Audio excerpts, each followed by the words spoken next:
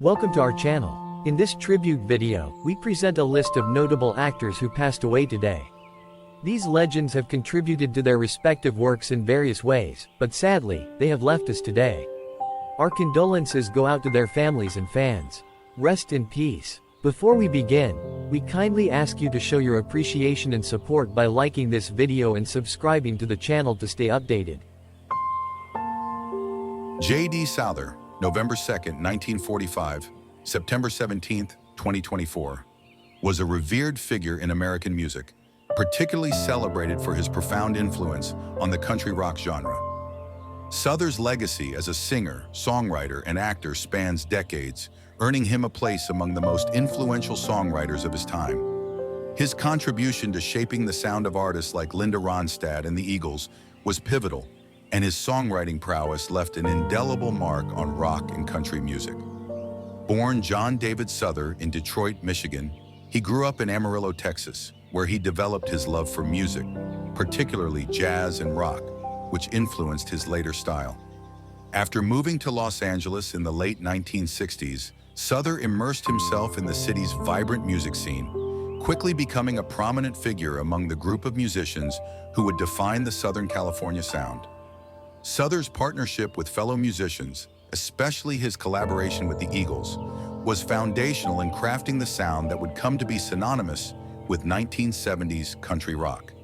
He co-wrote some of the band's biggest and most enduring hits, including Best of My Love, a tender ballad that became one of the Eagles' first #1 hits, New Kid in Town, which showcased the group's unique blend of rock, country, and harmony vocals, Heartache Tonight, an upbeat rock anthem that won the band a Grammy Award for Best Rock Performance by a duo or group with vocal, and Victim of Love, a darker, edgier track from their album Hotel California. These songs cemented Souther's reputation as a masterful songwriter with an ear for melodies and lyrics that resonated deeply with listeners. In addition to his work with the Eagles, Souther was a close collaborator with Linda Ronstadt, writing and contributing to several of her albums during the height of her career. Their musical synergy was undeniable, with Ronstadt recording many of Souther's compositions, including Faithless Love, a song that became a signature piece for her. Souther's ability to write songs that captured the emotional complexity of relationships made him a go-to songwriter for Ronstadt and many others during this era. Souther's solo career also garnered significant attention. In 1972, he released his debut self-titled album, which featured the song How Long. Decades later, the Eagles re-recorded the track for their 2007 album, Long Road Out of Eden, a testament to the timelessness of Souther's songwriting. His biggest success as a solo artist came with the 1979 release of You're Only Lonely, which reached #7 on the Billboard Hot 100. The song's gentle, melancholic vibe struck a chord with fans and remains one of Souther's most beloved tracks. In 1981, Souther teamed up with his longtime friend James Taylor for the hit single Her Town 2. The song, which dealt with the emotional fallout of a breakup, was a critical and commercial success, highlighting Souther's gift for poignant, reflective songwriting. Beyond his music, Souther also ventured into acting. He appeared in a number of television shows, most notably in recurring roles on 30-something and Nashville, where he played Waddy White, a seasoned and wise songwriter and producer, a role that seemed to reflect his real-life status as a revered figure in the music industry. In the later years of his life, Souther remained active in music, touring regularly and continuing to write and perform. He was known for his dedication to his craft, and his live performances were marked by an intimacy and sincerity that deeply connected with audiences. His songwriting, filled with introspective lyrics and memorable melodies, continued to influence new generations of musicians. Souther's death on September 17, 2024, at the age of 78, marked the end of a legendary career. He passed away peacefully at his home in Sandia Park, New Mexico, just days before he was set to embark on a tour with fellow singer-songwriter Karla Bonoff. The tour, which was scheduled to begin on September 24th, would have reunited two of the most respected figures from the 1970s singer-songwriter movement, bringing their timeless music to audiences one more time. Souther's passing just before this tour adds a poignant note to his legacy, a career that was always about the music and the stories he told through song. J.D. Souther leaves behind an extraordinary body of work that continues to inspire musicians and fans alike. His contributions to the country rock genre, his collaborations with some of the biggest names in music, and his own solo success have cemented his place as one of the great American songwriters of the 20th century. His music, marked by its emotional depth and enduring appeal, will live on, ensuring that his influence remains felt for years to come. Peter Tiboris, October 31st, 1947, September 17th, 2024, was a distinguished figure in the classical music world, renowned for his multifaceted contributions as a concert producer, music director, and conductor. Throughout his long and influential career, Tiboris was celebrated for his visionary leadership in concert production and his tireless efforts to bring classical music to new audiences across the globe. He was a major force behind some of the most prestigious concerts at iconic venues, such as Carnegie Hall and Lincoln Center, as well as in fostering cultural exchange through his work in Greece. His legacy is defined by his unparalleled dedication to creating opportunities for a wide range of musicians and expanding the reach of classical music. Born in Sheboygan, Wisconsin, Tiboris grew up with a deep passion for music that would shape his life and career. He studied music theory, conducting, and composition at the University of Wisconsin-Madison, earning degrees that laid the foundation for his career as a conductor and producer. As a young conductor, he showed remarkable skill, and his talent was quickly recognized, leading to conducting positions with orchestras and choirs early in his career. His time studying and performing also introduced him to the organizational and administrative aspects of the music world, areas where he would later excel. In 1983, Tiboris founded Mid-America Productions, the concert production company that would become his life's work, and a major force in the world of classical music.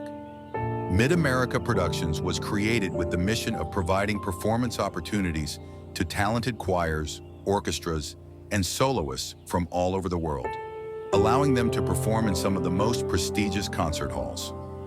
Under Tiboris's leadership, Mid-America Productions became a gateway to Carnegie Hall and Lincoln Center for countless musicians, ranging from aspiring artists to seasoned professionals. Over the course of more than 4 decades, Tiboris staged over 1,500 concerts through Mid-America Productions, making a lasting impact on the global classical music scene. His concerts featured a diverse array of works, from well-known classical compositions to contemporary pieces, ensuring a varied repertoire that appealed to a wide range of audiences. Whether he was working with internationally acclaimed artists or emerging talents, Tiboris was committed to presenting high-quality performances that highlighted the richness and diversity of classical music. His ability to produce concerts on a large scale, while maintaining artistic integrity, earned him a reputation as one of the most respected concert producers in the world. One of Tiboris's greatest strengths was his ability to bridge cultures through music. This was particularly evident in his work in Greece, a country that held special significance for him throughout his life. Tiboris founded the Festival of the Aegean in 2005, which was held annually on the island of Syros. The festival quickly became one of the most important cultural events in Greece, attracting musicians and audiences from around the world. Under Tiboris's guidance, the Festival of the Aegean became a platform for international collaboration, where musicians from different cultural and musical backgrounds came together to perform in a stunning setting. Tiboris's work in Greece extended beyond the festival, as he frequently conducted performances in the country, solidifying his role as a cultural ambassador. As a conductor, Tiboris was known for his meticulous approach to music, always striving for the highest standards of performance. He worked with orchestras and choirs from all over the world, and his conducting career took him to numerous countries across Europe, Asia, and the Americas. Tiboris had a particular affinity for large-scale choral works, and his performances of masterpieces such as Beethoven's Symphony No. 9, Verdi's Requiem, and Handel's Messiah were highly praised. He also had a keen interest in contemporary classical music, and was instrumental in commissioning and premiering new works, thus contributing to the expansion of the classical music repertoire. Tiboris's work extended far beyond the concert hall. As an educator and mentor, he was deeply committed to nurturing the next generation of musicians. He regularly worked with young conductors, composers, and performers, providing them with the guidance and opportunities they needed to succeed in their careers. His commitment to education was reflected in the many workshops, masterclasses, and educational programs he organized, particularly through Mid-America Productions.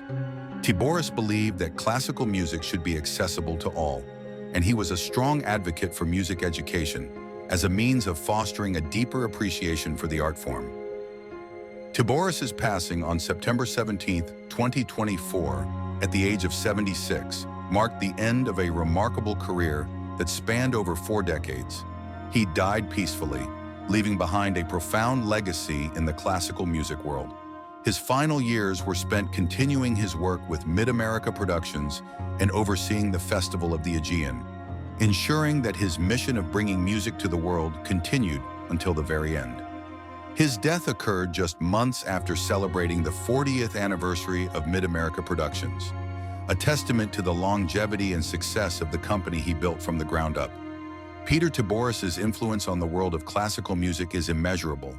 His ability to bring musicians together from across the globe, to produce high-caliber performances in prestigious venues, and to foster cultural exchange through music made him a true visionary in the field. The concerts he produced not only showcased the beauty of classical music, but also opened doors for countless musicians who might not have otherwise had the opportunity to perform on such a grand stage.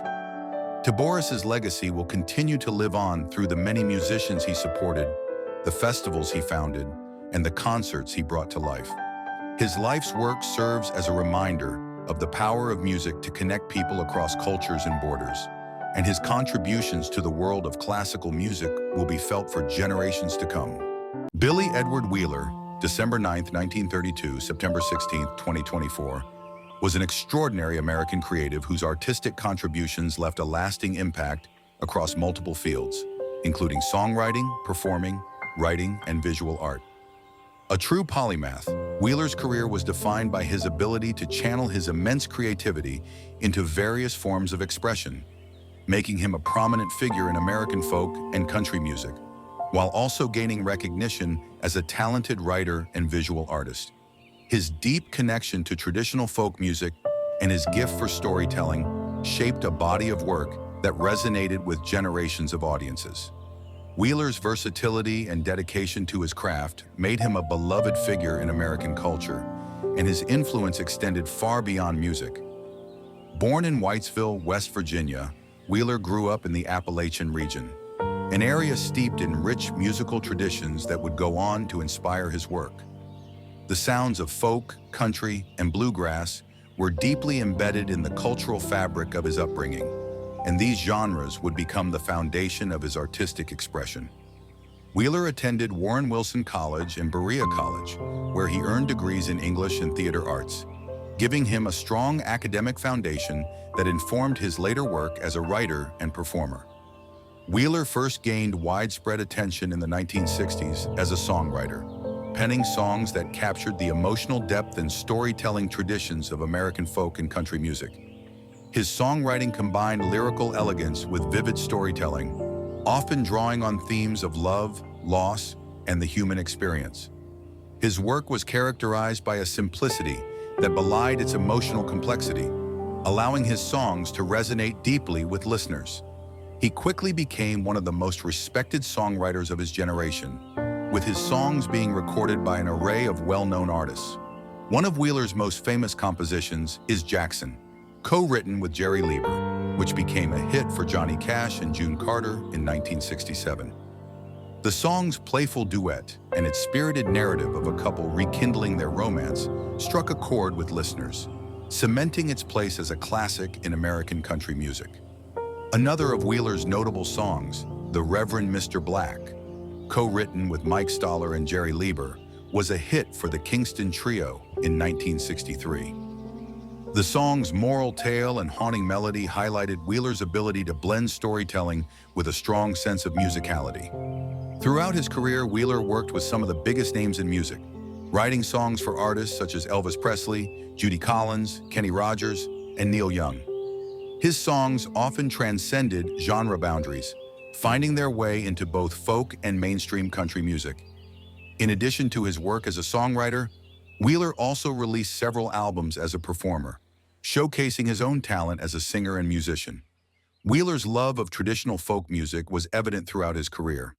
In Milt Okun,'s 1968 book, Something to Sing About, The Personal Choices of America's Folk Singers, Wheeler selected the traditional song Turtle Dove, also known as Fare Thee Well, as his standout favorite. This selection reflected his deep connection to the roots of American music and his respect for the folk traditions that influenced his own songwriting. Wheeler's ability to imbue his songs with a sense of authenticity and emotional resonance made him a beloved figure in the folk music community. Beyond his success as a songwriter and performer, Wheeler was also an accomplished writer and visual artist. He authored several plays, books, and musicals, showcasing his versatility as a storyteller across different mediums. One of his most notable works as a playwright was Hot Grog, a musical satire that premiered in New York City in 1965. The play's humorous take on politics and society highlighted Wheeler's sharp wit and keen understanding of the human condition. In addition to his work as a writer, Wheeler was a talented visual artist. His paintings and sculptures reflected his love of the natural world and his keen eye for detail. Much like his songwriting, Wheeler's visual art was marked by a deep sense of emotion and connection to the world around him.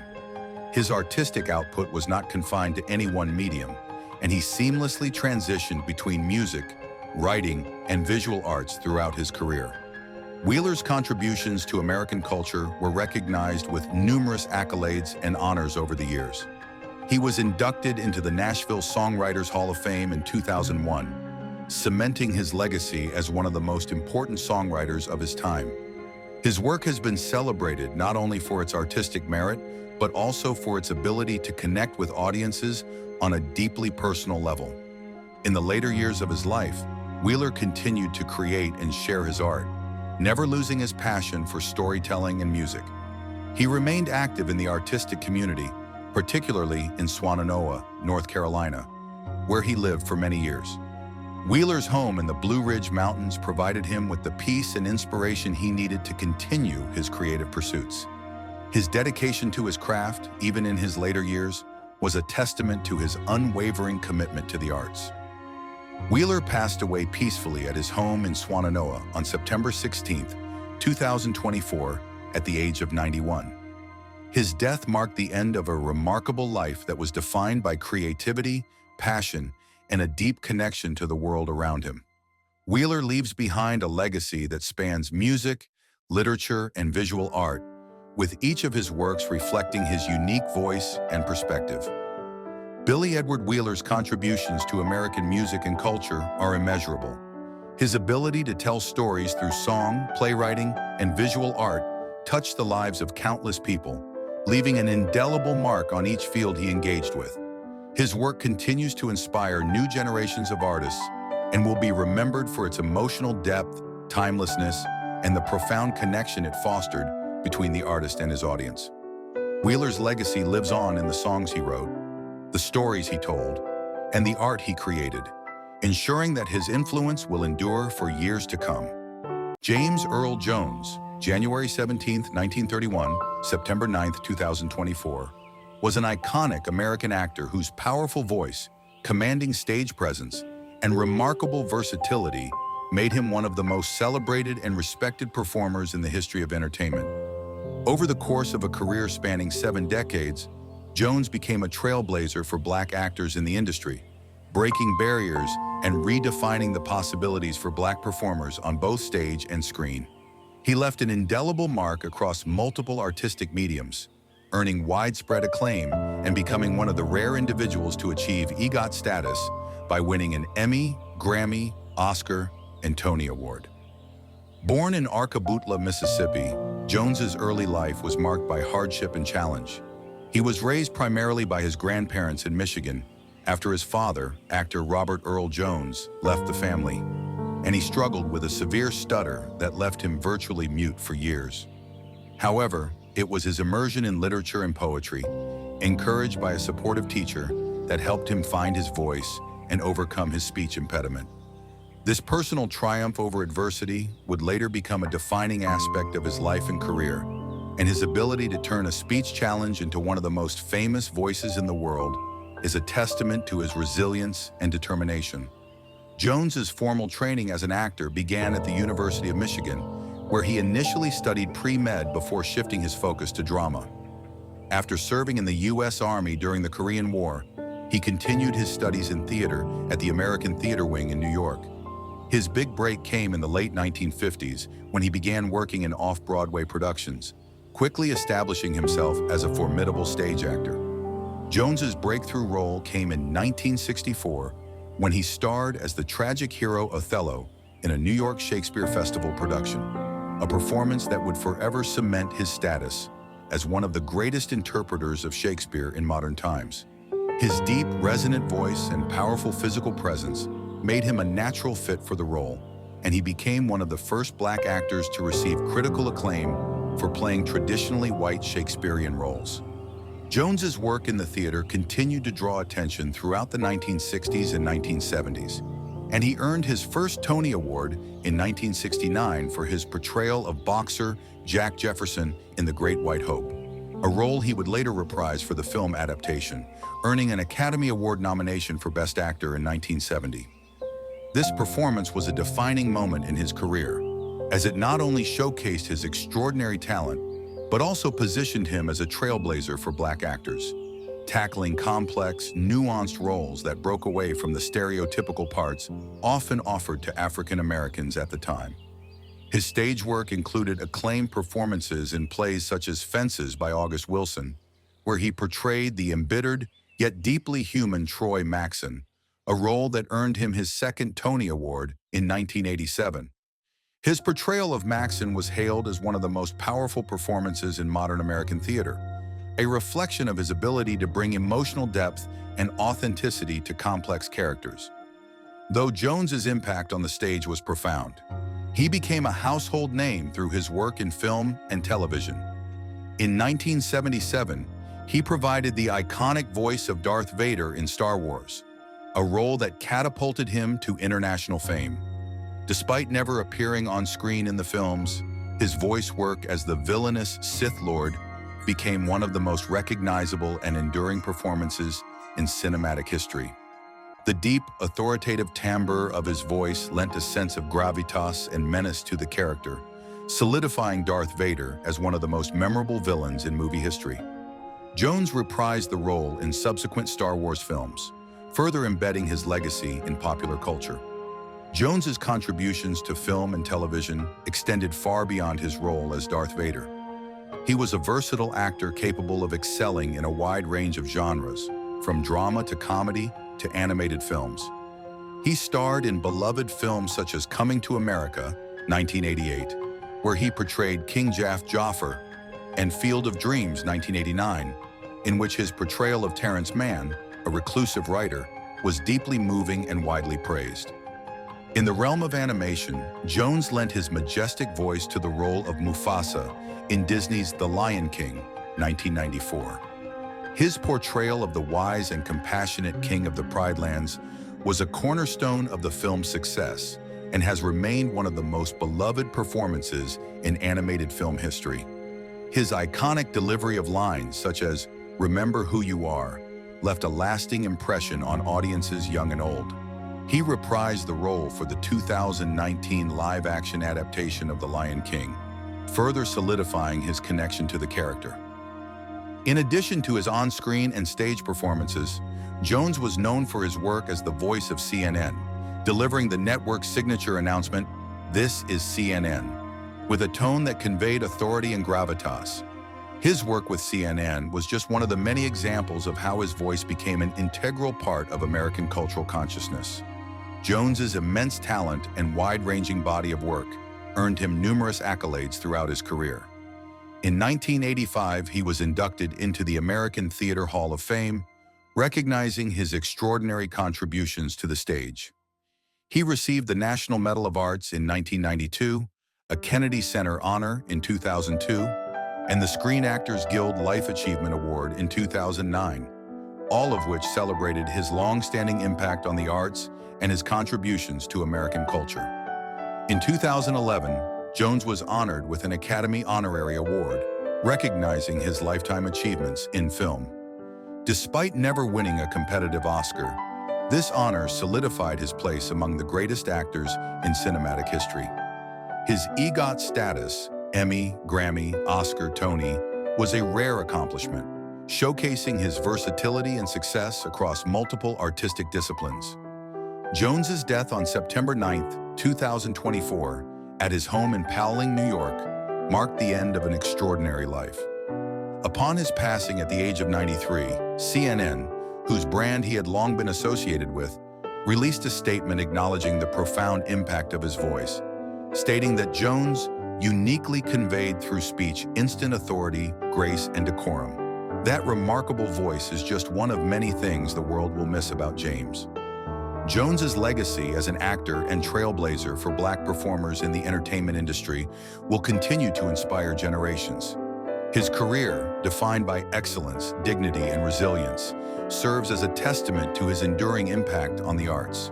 From his unforgettable performances on the stage to his roles in some of the most iconic films of all time and the unmatched resonance of his voice, James Earl Jones's contributions to American culture are immeasurable. He remains an enduring symbol of artistry, perseverance, and the transformative power of the human voice.